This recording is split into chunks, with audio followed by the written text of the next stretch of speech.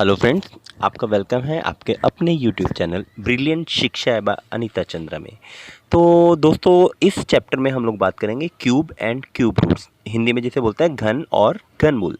पिछले जो चैप्टर था, चैप्टर नंबर 6, उसमें हम लोगों ने बात की थी वर्ग और वर्गमूल means square and square roots की। ये जो चैप्टर है similar to the square and square roots ही है, बिल्कुल उसी के जैसा चैप्टर है। सिर्फ आपको एक जो फैक्टर है उसमें एक फैक्टर एक्स्ट्रा लगाना है। तो देखिए, चलिए स्टार्ट करते हैं वीडियो, उसमें देखेंगे हम लोग हमने करना क्या है। चैप्टर का नाम है घन और घनमूल, क्यूब एंड क्यूब रूट्स। तो चलिए सबसे पहले बात करते हैं घन की। घन होता क्या है? घन होता है संख्याओं जैसे 1, 8, 27। आप इन नंबर के ऊपर अगर देखेंगे तो इनको हम बोलते हैं परफेक्ट क्यूब। अब क्वेश्चन ये है कि परफेक्ट क्यूब है क्या, या परफेक्ट जो घन संख्या है, पूर्ण घन संख्या है, ये क्या है? ये ऐसे नंबर हैं जिनको अगर आप किसी एक नंबर को 3 बार आपस उसी नंबर से मल्टीप्लाई करो तो आपके पास आंसर आ जाएगा। फॉर एग्जांपल हम लोग बात करते हैं 1 की। अगर आप 1 को 1 इंटू 1 इंटू 1 करोगे तो आंसर आएगा 1। 1 गुना 1 गुना 1 करोगे तो आंसर आएगा 1। जो 1 है वो क्या है? पूर्ण घन है। ठीक है, ऐसी 2 की बात करते हैं। अगर आप 2 गुना 2 गुना 2 3 बार 2 को गुना करोगे तो आंसर आएगा 8। तो जो 8 है वो क्या है? पूर्ण घन है।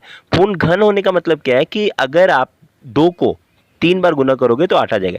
ऐसे 27 है, जब आप 27 के टुकड़े करोगे तो इसके टुकड़ों में जो रकम आएगी वो 3 बार सेम रकम आ जाएगी। तो अगर एक ही रकम 3 बार फैक्टर में आ जाती है तो उसको हम बोलते हैं पूर्ण घन।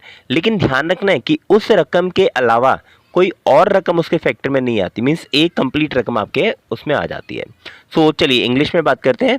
क्यूब क्या होता है? Cube of a number is when we multiply any number with itself 3 times. ठीक है, वही वो बोल रहे हैं, cube of a number is when we multiply any number with itself 3 times. Example देखते हैं। फॉर एग्जांपल 2 की पावर 3। तो अगर आपने क्यूब लिखना है, ये जो पावर 3 है तो इसे हम बोलते हैं क्यूब। तो 2 का क्यूब अगर निकालना है तो आप क्या करोगे? 2 इंटू 2 इंटू 2। अब इसको मल्टीप्लाई करके देखते हैं कैसे आपने सॉल्व किया है। 2 टू द 4 और 4 टू द 8। तो आपके आंसर कितना आ गया? 8 आ गया। ऐसे ही 5 का क्यूब निकालना है आपने, तो क्या करोगे? 5 इंटू 5 इंटू 5। 5 इंटू 5 25। जब आप 25 को 5 से मल्टीप्लाई करोगे 25 को अगेन 5 से मल्टीप्लाई करोगे तो 125 आंसर आ जाएगा। ये कंसेप्ट होप आपको समझ में आ गया होगा कि क्यूब का मीनिंग क्या होता है। चलिए कुछ और क्यूब हम लोग कर लेते हैं। फॉर एग्जांपल 1 का क्यूब है, तो 1 का क्यूब अगर आपने निकालना है तो आप क्या करेंगे? 1 इंटू 1 इंटू 1। तो आपके पास आंसर आ गया 1। ऐसे अगर आप 2 का क्यूब निकालेंगे तो आप करेंगे 2 इंटू 2 इंटू 2। तो आंसर आपके पास आ जाएगा 8। सिमिलरली अगर आप 3 का क्यूब निकालेंगे 3 इंटू 3 इंटू 3। अब मल्टीप्लाई करना है, देखते हैं। 3 को 3 से करेंगे 3 3 द 9, 9 3 द 27। तो आंसर आपके पास आएगा 27। ऐसे 4 का जब आपने निकालना है 4 इंटू 4 इंटू 4। 4 इंटू 4 16। अगेन 16 को जब 4 से मल्टीप्लाई करोगे 64 आपके पास आंसर आ जाएगा। इसे हम लोग बोलते हैं घन। तो इस तरह से हम लोग घन निकालते हैं। ये आगे 5 टू 9 के घन दिए हुए हैं। 5 का जो क्यूब है दैट इज़ 125। 6 का क्यूब है 216। 7 का क्यूब आएगा आपके पास 343। 8 का क्यूब आएगा 512। ऐसे 9 का क्यूब 729। तो आपने एटलीस्ट 10 तक तो जो क्यूब है वो आपको याद कर लेने हैं।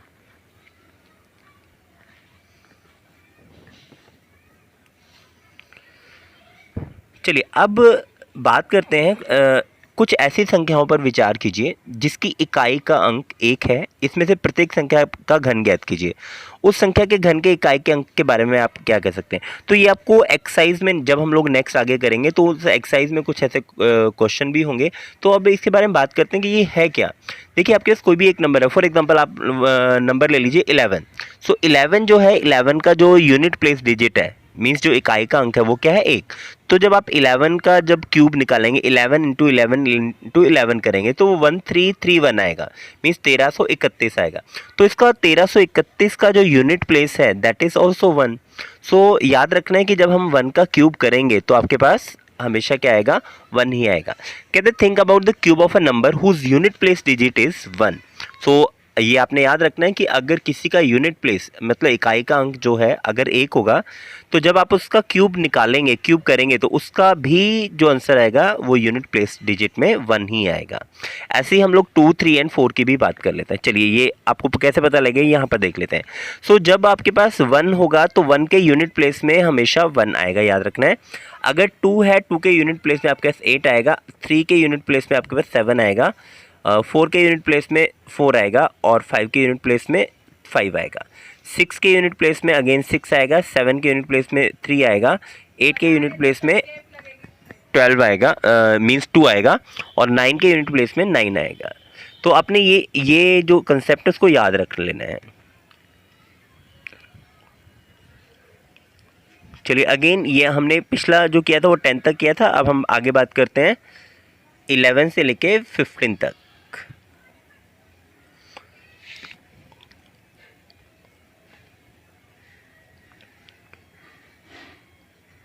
तो आपके पास 11 का जो क्यूब है वो है 1331।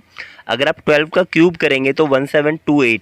तो इसमें से जो मोस्टली जो कॉमनली यूज़ होने वाला क्यूब है दैट इज़ 11। ये आपको यूज़ होगा, आप लोग बार बार इससे यूज़ करेंगे। उसके बाद 12 का क्यूब 1728, 13 का क्यूब 2197 एंड 14 का जो क्यूब आएगा दैट इज़ 2744 एंड 15 का जो क्यूब आएगा दैट इज़ 3375। चलिए अब बात करते हैं क्यूब एंड फैक्टर्स की। सो क्यूब एंड फैक्टर्स में हम लोग क्या करते हैं, जब आपको कभी भी किसी भी नंबर का क्यूब रूट निकालने के लिए कहेंगे, क्यूब रूट मीन्स घनमूल, तो जब आपको घनमूल निकालने के लिए कहेंगे आप क्या करेंगे, उसके फैक्टर करेंगे। सो फैक्टर में जो 3 रकमें फैक्टर में आ जाएंगी उन आप 3 को कॉमन लेके बाहर निकाल देंगे। जैसे बात करते हैं 8 की, जब आप 8 के फैक्टर करेंगे 2 इंटू 2 इंटू 2, ये क्यूब रूट के अंदर रहेगा। तो क्यूब रूट लिखना आपने कैसे है, क्यूब रूट आपने लिखना है, क्यूब रूट लगा के उसके ऊपर आपने यहाँ पर 3 लिखना है। सो अगर यहाँ 9 है तो 9 का तो नहीं होगा, 27 की बात कर लेते हैं। चलिए एक क्यूब रूट निकालने की बात करें तो 27 और ये हमारे पास छोटा सा यहाँ पर 3 लिखेंगे। तो इसका मतलब 27 का जो क्यूब रूट है वो आपने निकालना है, तो इसका आंसर आएगा 3। अब आप करना क्या, आपने 27 के आपने फैक्टर करने हैं। सबसे पहले 3 से, 3 9 ज़ा 27, अगेन 3 से, 3 3 ज़ा 9 अगेन। अब इसके फैक्टर देखिए हम क्यूब रूट में जब लिखेंगे कैसे लिखेंगे, 3 इंटू 3 इंटू 3। अब ये 3 जो है 3 बार आ गया तो इसके रूट से, क्यूब रूट से बाहर आ जाएगा, तो आपके आंसर क्या आ जाएगा, 3 आ जाएगा। सो इसी तरह अलग अलग रकम के आप लोगों ने जब निकालने हैं तो क्यूब रूट, जैसे हमारे पास जो रकम क्यूब थी, जैसे 6 का क्यूब था 216, सो 216 का जो क्यूब रूट आएगा वो आ जाएगा आपके पास 6। ऐसे ही जो 7 था, 7 का क्यूब था 343, सो जब आप 343 का क्यूब रूट निकालेंगे तो 7 आ जाएगा। 8 का क्यूब था 512, तो 512 जो क्यूब रूट है वो अपने आप किसका, 8 का हो जाएगा। तो इस तरह से आपको याद रहेगा क्यूब एंड क्यूब रूट्स।